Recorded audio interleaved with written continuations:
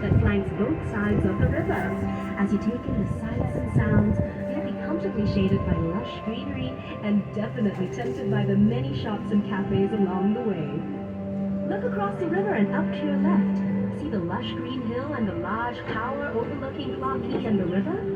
That is Fort Canning Hill, where Raffles built his own bungalow, Singapore's first government house. He also planted a spice garden, Singapore's first experimental botanic garden, to cultivate commercially imported spices. The hill was later used by the British as an arms store, barracks, and hospital, which probably led to its final name, Fort Canning. But way before the British arrived on our shores, Fort Canning was the place where ancient Malayan royalty once lived and were laid to rest. It was considered so sacred that it was known as Forbidden Hill. Forbidden because commoners were not allowed to visit. Of course, all that has changed, and now you're most welcome to visit Fort Canning to see the old British underground bunkers, and if you're really brave-hearted, explore the ancient gravestones that still remain on its shady slopes. Now here's a building that just begs for attention. See the one adorned with colorful windows on your left? Home to the Ministry of Information, Communications and the Arts, its multi-hued facade not only reflects Singapore's multicultural heritage, but also hints at the building's equally colorful past. Can you believe that this Rainbow Splash complex used to be the old Hill Street Police Station and was once considered a skyscraper? But that was before World War II. In fact, the old Hill Street Police Station served as Singapore's earliest secure jail. And during World War II, it's even believed to have been a torture chamber. With such a vivid history, it's certainly no wonder the building was named a National Monument in 1998.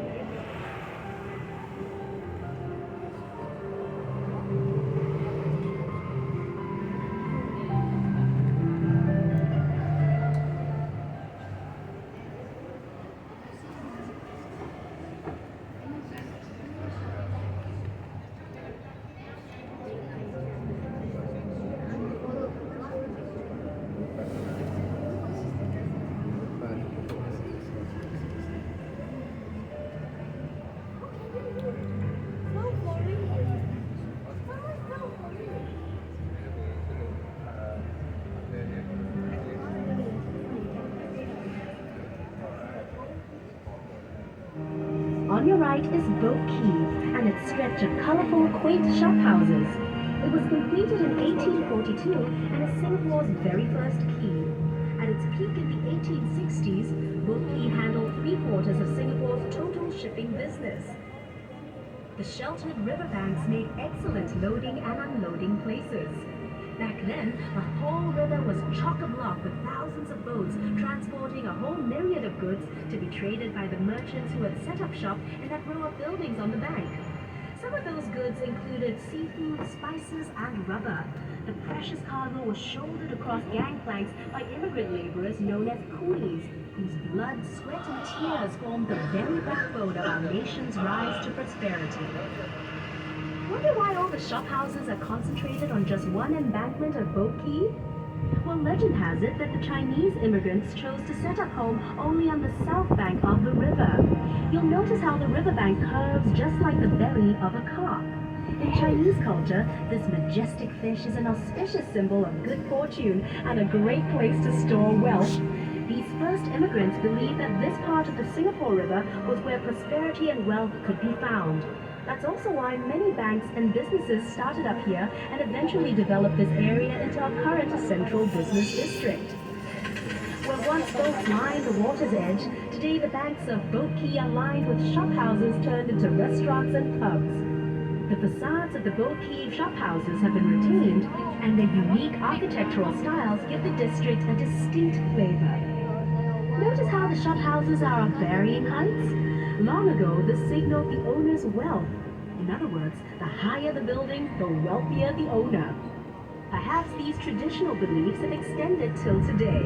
Just take a look at the tall skyscrapers of Singapore's financial district towering over the Quay shophouses.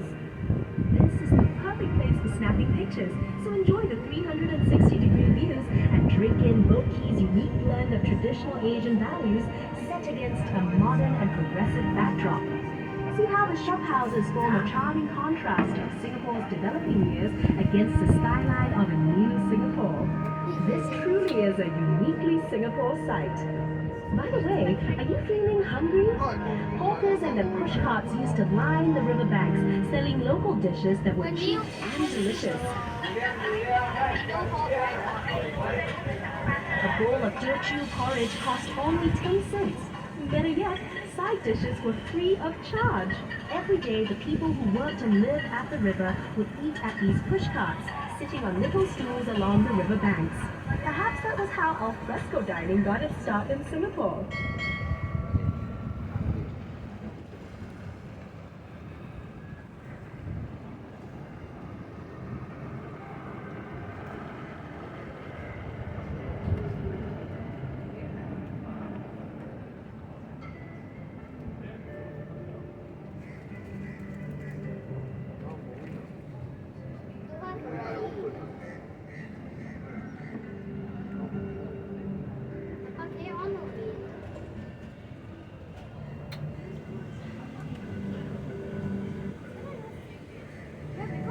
Directly ahead is Kavanagh Bridge, completed in 1869 and named after Colonel Sir William Arthur Kavanagh, Singapore's last governor.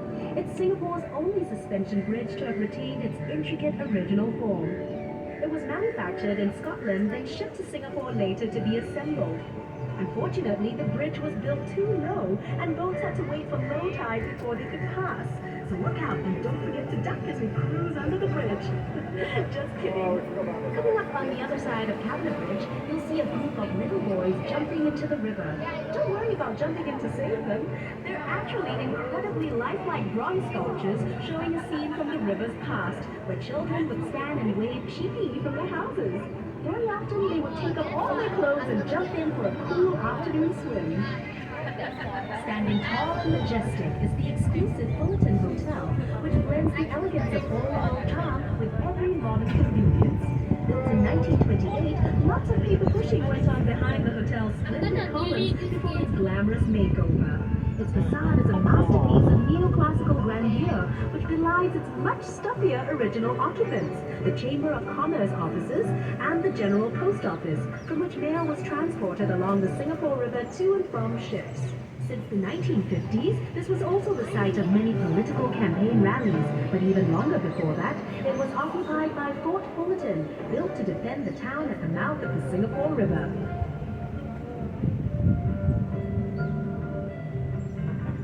This promontory to your right used to be home to the merlion, Singapore's half-lion, half-fish icon. The merlions did guard here at the river mouth for 30 years before it was hauled by barge to its new home in the bay in 2002. As we make our way out into Marina Bay, you'll be able to see the merlion for yourself and hear all about its story.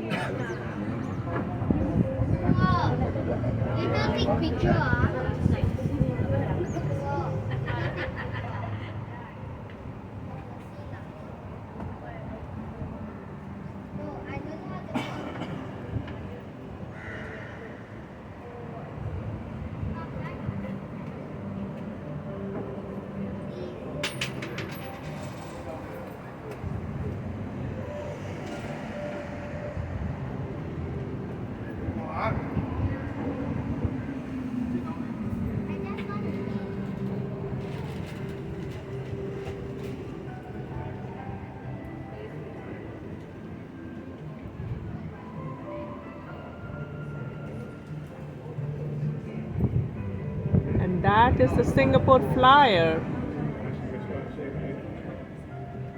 Takes you 360 degrees.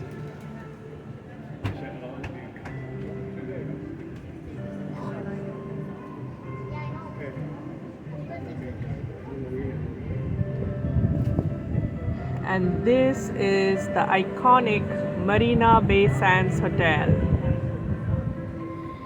It is a boat-like thing on top, standing on 3 buildings. As promised, up next is Malayan Park, home of the original Malayan statue. To understand our unique national emblem with the lion head and fish body resting on a crest of waves, here's a quick history lesson. Singapore was originally known as the ancient city of Temasek, which means sea town in Javanese.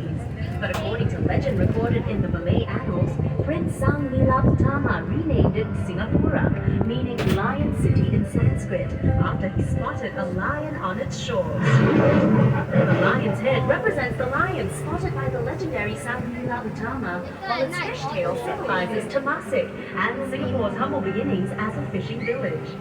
Measuring 8.6 meters high and weighing 70 tons, the Malayan sits on reclaimed land looking out to sea. She attracts millions of visitors a year who make the trip to Malayan Park to photograph this world-famous icon at the new home right here in scenic Marina Bay. Take a peek behind the Malayan and you'll see a baby Malayan. Believe it or not, its scales are made from pieces of porcelain repurposed from spoons, bowls, and plates. Next to the Malayan and her cub is a luxurious lifestyle dining and waterfront hotel hub known as the Fullerton Heritage that blends exciting futuristic projects with the older colonial landscape of Singapore.